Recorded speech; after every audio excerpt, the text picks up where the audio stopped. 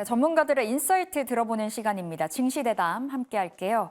조금 전에 FOMC 회의가 마무리가 됐는데 이에 따른 우리 시장 어떤 영향 미칠지 오늘 서강대학교 경제학부 허준영 교수 모셨습니다. 어서 오세요. 안녕하세요.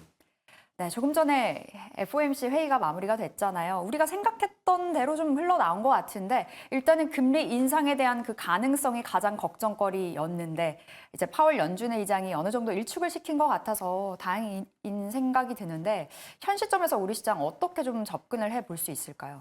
그러니까 딱 밸런스를 잡는 FOMC였다고 생각하고요. 지금 예. 앵커께서 말씀해 주신 대로 금리 인상 가능성은 일축하면서도 한편으로는 최근에 인플레이션 내려오는 속도가 좀 생각보다 더디니까 조금 더 높은 금리가 유지될 기간은 조금 더 오래 감수해야 될 것 같다라는 얘기를 한 것 같고요. 예.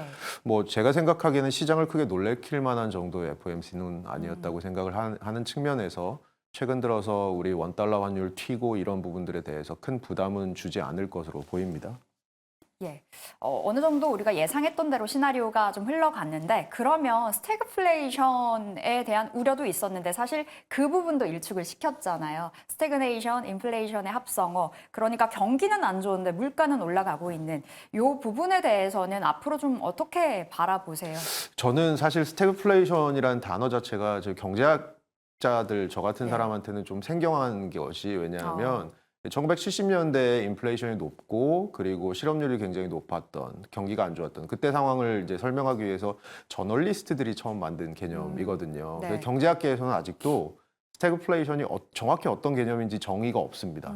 정의가 없는 상황인데 오늘 파월 의장의 발언이 좀 재밌었던 것은 한 기자가 스태그플레이션의 가능성에 대해서 물어보니까 네가 말하는 게 만약에 그 실업률이 10%를 넘고 물가가 거의 10% 근처에 가까이 되는 아주 높은 한 자리 물가를 얘기하는 거라면 나는 그 가능성은 거의 없다고 본다라고 얘기를 했던 거고요. 그러니까 파월 의장이 생각하는 스태그플레이션은 그런 개념인 거고요. 네. 지금 미국 경제가 1분기 GDP 성장률은 조금 실망스럽다고는 얘기하는 게 작년 4분기가 3.4였는데 그러니까 3.4라는 게 뭐 시청자도 잘 아시겠지만 미국 GDP는 항상 나오는 성장률이 네. 그 성장률이 분기별 성장률이 1년 내내 유지되면 한 1년에 3.4 정도 성장할 것이다라고 연율로 계산한 성장률이잖아요. 근데 그게 3.4였던 게 1분기에 1.6으로 떨어졌습니다.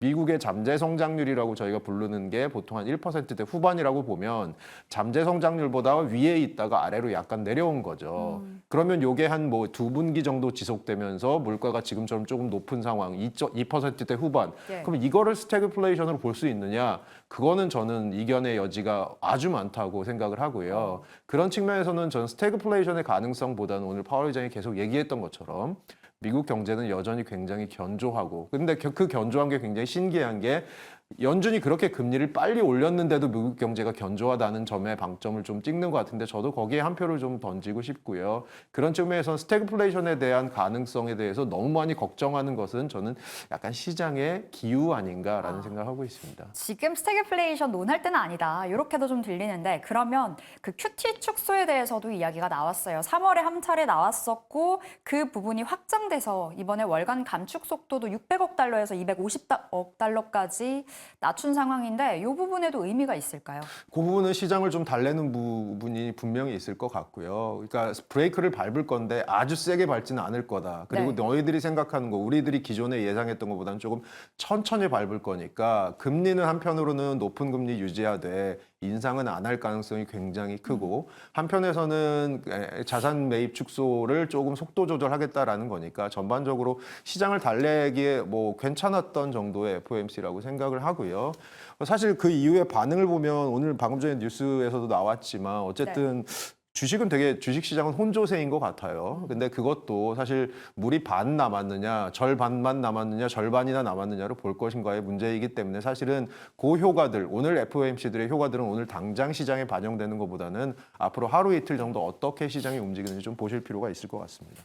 시장이 어떻게 해석을 할지가 또 관건일 거고 일단 내일에 4월 고용 동향도 발표가 되잖아요. 그 부분에도 영향이 분명히 있을 것 같아요. 그러니까 오늘 계속 얘기하는 게 결국 미국의 경기를 판단하는 데 있어서 고용, 특히 노동시장이 너무나도 중요하다는 얘기를 계속해서 강조하고 있고요. 그런 측면에서는 고용이 어떻게 나오느냐, 그다음에 신규 일자리가 어느 정도 생기느냐, 실업률이 어떻게 되느냐, 그리고 임금 상승률이 최근 들어서 떨어지고는 있는데 떨어지는 속도가 굉장히 더디다는 말씀이죠. 예. 그러면 그것들이 앞으로 어떻게 되느냐, 그것들을 계속해서 좀 보실 필요. 오히려 FOMC 자체보다도 그런 지표 하나하나 나오는 것들을 좀 잘 보실 필요가 있을 것 같기도 합니다. 알겠습니다. 일단은 좀 시장을 신중하게 지켜볼 필요가 있는 것 같고요. 지금 우리가 엔화 이야기 좀 해봐야 되겠습니다. 엔화 가치가 폭락을 보여주고 있잖아요. 일각에서는 달러당 엔 가격이 170엔도 넘어갈 거다 이야기가 나와주고 있더라고요. 이에 대해서는 어떻게 보시는지 궁금하고 원체 엔화와 우리 원화가 동조화되다 보니 우리 시장에도 걱정거리가 늘어가고 있거든요. 교수님 어떻게 보세요? 2022년 1년 동안 일본은행에서 엔화 오퍼레이션 들어가서 한 거래량이 620억 달러입니다. 예. 그런데 이번 주 월요일 날 엔화가 160에서 밀리면서 일본은행이 들어가서 개입한 양이 350억 달러입니다. 거의 2022년 1년 오퍼레이션 양의 절반 이상을 하루에 태웠습니다. 네. 그것은 어떤 시그널이냐? 엔화가 약세인 거는 우리가 보고 있지만 일본 중앙은행이 생각하기에 160이라는 숫자에 대해서 우리는 절대 물러설 여지가 별로 없다라는 거. 우리는 그런 의지가 별로 없다. 즉 160을 좀 지키고 싶어하는 의지가 굉장히 강하게 반영된 것으로 보이고요. 이 숫자가 350억 달러 월요일 날 태웠다는 게 어디서 나온 거냐면 뱅크 오브 재팬이 자기들이 발표를 했어요. BOJ에서. BOJ에서 자기들이 발표를 한 거라서 오늘 파이낸셜 타임즈에 실렸는데요. 보면 사실은 이제 일본은행은 어쨌든 간에 지키고 싶어 하는 선은 있는 것 같습니다. 그리고 그 선이 지금 앵커께서 말씀하신 175까지는 아닌 것 같고요. 그래서 제 생각에는 전의를 불태우고 있는 것 같고, 그리고 엔화가 추가적으로 아주 빠르게 빠질 가능성은 저는 그렇게 크지 않다고 봅니다. 그럼 지금 현재 상태에서 뭐 엎치락뒤치락 하는 정도에서 그 정도를 이어갈 거다라는 관점이신 것 같은데, 그럼 우리 시장 안에서 원달러 환율의 강세가 이제 달러 강세가 상대적으로 좀 튀어 오르다 보니 환율이 너무 부담이거든요. 이 부분에 대해서는 어떻게 체크하세요? 그러니까 환율이 부담인 건 사실인데요. 제가 보기에는 그 환율이 부담이 되었던 부분이 시장에서 예상했던 것보다 지금 미국 연준이 조금 고금리를 오래 갈 것이다라는 시그널 때문에 환율이 강세였던 부분이 있을 것 같고요. 네. 제 생각엔 그것도 이제 시간이 지나면서 추가적으로 연준에서 갑자기 핸들을 꺾지 않는 한 뭐 이 정도는 시장에서 또 소화할 수 있을 것이라고 제가 생각을 하고요. 결국은 저희가 이제 좀 과거로부터 좀 봐야 될 부분 중에 하나는 미국이 금리 인하기로 접어들었을 때, 금리 인상을 하다가 금리 인하기로 접어들었을 때에 환율은 어떻게 되느냐? 결국은 각 나라들의 펀더멘탈에도 굉장히 중요한 영향을 미치고 있다는 것 같아요. 그래서 결국 우리가 얼마나 수출이 잘 되느냐, 우리 경제가 얼마나 잘 버티느냐랑도 관련이 있기 때문에 국내 지표들도 좀 보실 필요, 특히 수출 부분이 어떻게 풀리는지를 좀 보실 필요가 있을 것 같습니다. 네, 수출에 대해서도 조금 이따 이야기 나눠보도록 하겠고요. 그럼 국내 경제 상황에 대해서 조금 더 국소적으로 짚어볼게요. 최근에 한국은행이 발표를 했던 1분기 GDP가 예상치의 한 2배를 웃돌았어요. 깜짝 데이터가 나오게 된 건데 이렇게 깜짝 성장이 좀 유지되기 위한 조건이 있을까요? 그 한국은행이 1.3%라는 숫자 나오고 나서 제가 한국은행을 들어갈 일이 있었는데 예. 내부에서도 회의를 엄청 하시더라고요. 그러니까 그 회의의 내용은 대개 제가 추측해 보면 1.3이라는 숫자가 왜 나왔는지에 너무 잘 대해서 나왔다. 너무 잘 나왔는데 이게 왜 이렇게 잘 나온 건지에 대해서 해석에 대한 회의가 있었던 것 같습니다. 그 얘기인즉슨 아직도 우리가 모르는 부분이 굉장히 많은 것 같아요. 소비가 괜찮았고 특히 건설 투자 굉장히 좋았고 예. 수출 좋았는데 특히 건설 투자 부분은 생각보다 좋을 거라고 생각했는데 생각보다 훨씬 좋았다는 겁니다. 그럼 왜 그랬을까? 뭐 일부 설명은 이번 1분기에 생각보다 날씨가 그렇게 춥지 않고 괜찮아서 예. 마무리 공사들이 굉장히 많이 들어갔고 특히 공사의 마무리 단계에서 막 여러 가지 자재도 들어가고 여러 가지 집기류도 들어가고 이래서 GDP에 기여하는 부분이 굉장히 많아서 그렇다라는 설명을 하는 건데, 그러면 그 얘기를 반대로 생각해 보면 앞으로 건설 투자가 얼마나 계속해서 좋을 것인가, 일부는 날씨에 달려 있을 거고 일부는 기존의 건설 투자 수주액에 달려 있을 건데 네. 건설 투자 수주액은 작년부터 그렇게 좋지 않았습니다. 그러면 앞으로 마무리할 공사가 얼마나 많이 남았느냐, 뭐 이런 것들에 대해서 되게 예측하기 힘든 부분이 있다라는 거고요. 고금리 고물가라서 민간 소비 좋았다고는 하지만 앞으로 얼마나 좋을 거냐? 이것도 예측하기 힘든 부분이 있습니다. 그러니까 지속 여부가 중요한 것 같아요. 지속 여부가 중요한 것 같고요. 저희가 조금 더 예측해 볼 수 있는 건 수출인데 수출 같은 경우는 확실히 모멘텀을 탄 것 같습니다. 지금 15개 주력 수출 품목 가운데 13개가 계속해서 상승 모멘텀이고 자동차 수출 1, 2월에 안 좋았던 것도 3월 달에 조금 네. 다시 플러스로 돌아왔고요. 수출은 약간 바닥을 찍고 모멘텀을 탄 것 같은데 문제는 지금 앵커께서 말씀하신 대로 수출조차도 얼마나 오래 지속될 것이냐. 예를 들어서 얼마 전에 TSMC에서 올해 실적 발표하면서 예. 올 하반기에 실적 전망을 약간 낮췄습니다. 왜 낮췄느냐? 반도체 중에서도 메모리나 낸드 같이 조금 이쪽 반도체, 기존의 뭐 가전제품에 붙는 쪽의 반도체, AI가 아닌 쪽의 반도체 수요가 올 하반기로 가면 좀 약해질 가능성이 있다는 얘기를 했거든요. 근데 그 얘기는 우리한테도 적용됩니다. 우리가 AI 반도체를 최근 들어서 하고 HBM을 하고는 있지만 여전히 반도체 수출의 아주 많은 양들은 메모리 반도체거든요. 그럼 그것들이 수요가 글로벌 수요가 올 하반기까지 얼마나 견조하게 유지될 것이냐도 우리나라 반도체 수출에 관련이 있는 것 같고 반도체 수출이 우리나라 수출에서 차지하는 비중이 워낙 크다 보니까 그런 부분들에 있어서 올 하반기까지 수출이 계속 좋을 거냐. 보통 반도체 보시는 분들이 메모리 반도체 같은 경우는 사이클을 1년 정도 유지된다고 보시더라고요. 네. 근데 우리나라 메모리 반도체가 물 들어오기 시작한 게 작년 한 3분기 말 4분기부터니까 올 말까지 정도 하면 사이클이 한 톤 또 끝날 텐데 그래서 그 사이클이 어느 정도 유지이 될 거냐. 그거의 또 일부분은 메모리 반도체 부분이 얼마나 AI 쪽과 이제 엮여서 그래서 사실 핸드폰 같은 경우에도 온 디바이스 AI가 얼마나 기술력이 올라갈지 이런 거랑도 관련은 있는 것 같습니다만 네. 어쨌든 간에 반도체 수출이 올 말까지 얼마나 잘 될지에 대해서는 저희가 좀 지켜볼 부분이 있을 것 같습니다. 그럼 반도체 여쭈고 싶은데 레거시보다는 신기술 AI 포커스 맞춰서 그럼 좀 투자 포인트 잡아보는 게 좋겠어요. 네, 그리고 올 6월에 이제 뭐 퀄컴이나 이런 데서 AI 관련된 이제 컨퍼런스 같은 것들을 하면서 신기술 개발에 대해서 보고를 하는데 그런 네. 것들에 대해서 어느 정도 시장 기대 이상으로 나오는지도 좀 보실 필요가 있을 것 같습니다. 네, 그럼 GDP에 대해서 2분기에는 좀 악재가 반영될 거다. 원체 지정학적 리스크가 계속해서 상수처럼 뭐 상수가 돼버린 지 오래이지만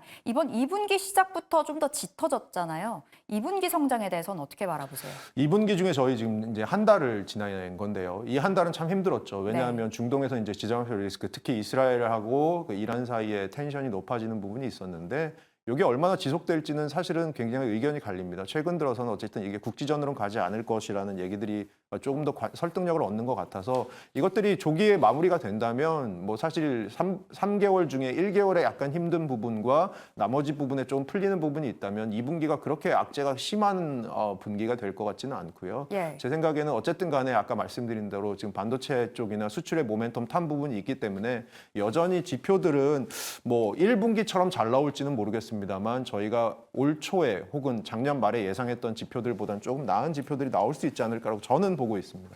그러면 우리는 궁금한 건 또 주식을 하는 사람들이다 보니 앞으로 2분기 주식 포인트 어떻게 잡아봐야 될까인데 그렇게 걱정은 안 해도 되겠어요. 그렇죠. 매크로 팩터에서는 2분기 걱정을 그렇게 많이까지는 안 하셔도 될 것 같은 게 지금 환율이나 유가, 특히 유가 같은 부분도 생각보다는 지금 괜찮거든요. 빠르게 찾아가더라고요. 빠르게 안정을. 안정을 찾아가는 것 같으니까 그런 부분들에 있어서 우리 경제의 매크로 팩터에서의 부담은 좀 크지 않지 않을까라고 보고 있습니다.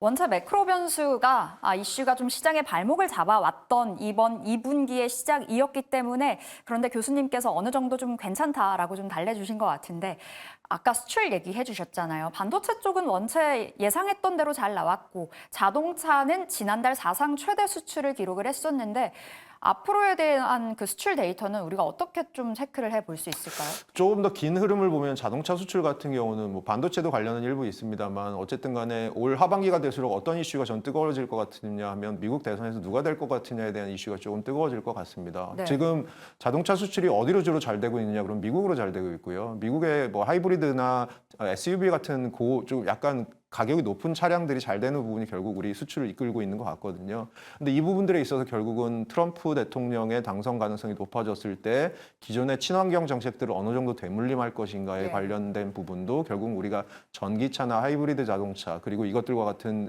생산망에도 영향을 미칠 것 같기 때문에 수출 부분에 있어서 올 하반기에 좀 중요하게 보실 포인트는 미국 대선이고 그 전초전으로서 사실 6월 달에 그 EU 의회 선거가 있습니다. 근데 여기서도 환경 이슈들이 좀 많이 나오고 있는 것 같거든요. 이런 부분들에 있어서 조금 전 세계적으로 글로벌 환경의 친환경에 대한 트렌드가 어떻게 되는지 지켜볼 부분이 제가 보기엔 조금 큰 흐름으로서는 중요하지 않을까 보고 있습니다. 11월 대선이 엄청 큰 변수가 될 것 같고 그러면 만약에 조 바이든이 아니라 트럼프가 된다 하면 오히려 신재생 쪽으로 좀 포커스를 맞춰봐야 되겠어요. 그러니까 트럼프 대통령이 된다고 한다면 기존의 화석연료 쪽에 조금 더 엣지를 줄 가능성이 있으니까 아무래도 우리가 조금 기존에 하던 플랜들이랑 약간 달라질 가능성도 있을 것 같고요. 다만 뭐 많은 분들이 걱정하시는 IRA 같은 인플레이션 감축법 같은 경우는 올해 사실 미국에선 대선만 있는 게 아니고 일반 선거도 있습니다. 그래서 상원의 3분의 1이 바뀌고 하원이 다 바뀌는데요. 사실은 입법사항입니다. 그래서 상하원을 통과해야지 바꿀 수 있는 상황이 IRA거든요. 그래서 그런 측면에서는 미국의 대선뿐만이 아니고 좀 신경 쓰셔야 될 게 많긴 하겠지만 상하원의 역학구도 같은 것들도 어떻게 바뀌는지 이런 것들을 전반적으로 보고 판단하시는 게 조금 좋을 것 같습니다. 근데 11월까지 기다릴 수는 없을 것 같고 현 시점에서 그럼 자동차주들에 대한 그 견해 듣고 싶은데 괜찮나요? 자동차들에 대한 견해, 자동차주들에 대한 견해는 결국은 일부분은 친환경 자동차들이 어떻게 풀려나가느냐. 당분간 이게 수요가 굉장히 조금 정체기에 접어들었었잖아요. 너무 많이 줄었죠, 네네. 수요가. 그러고 지금 사실 중국에서도 수요가 굉장히 급감한 것도 있고 테슬라에 반영된 부분도 굉장히 네. 많기 때문에 자동차주 같은 경우는 단기적으로는 조금 모멘텀이 약할 가능성은 저는 있다고 생각은 하는데요. 예. 아까 말씀드린 대로 하반기로 갈수록 미국 대선의 영향과 올 하반기에 특히 미국 시장에서 GM 같은 데서 신차, 그 전기차 신차 발표 같은 것들이 예상된 게 있으니까 이런 부분들에 대해서 시장의 기대보다 어느 정도의 높은 수준의 이 기술력이나 혹은 시장을 놀래킬 만한 좋은 뉴스들이 이쪽에서 나오는지 특히 미국 시장 중심으로 보는 게 굉장히 좋지 않으실까 생각은 합니다. 원체 전기차가 캐즘에 빠져 있다 보니 지금 수요가 부진한 거는 뭐 이어지고 있는 상황에서 하이브리드 쪽으로 좀 눈길을 줘봐야 되겠어요. 자동차주에 대해서는 일단은 그렇게 좀 공격적인 마인드로 접근할 필요는 없어 보이네요. 저 같으면 그럴 것 같습니다. 네, 알겠습니다. 좀 신중한 스탠스로 시장을 바라보는 거 지금 현 시점에서 필요할 것 같은데요. 오늘 여러 가지 인사이트 나눠봤습니다. 서강대학교 경제학부 허준영 교수 함께했습니다. 말씀 고맙습니다.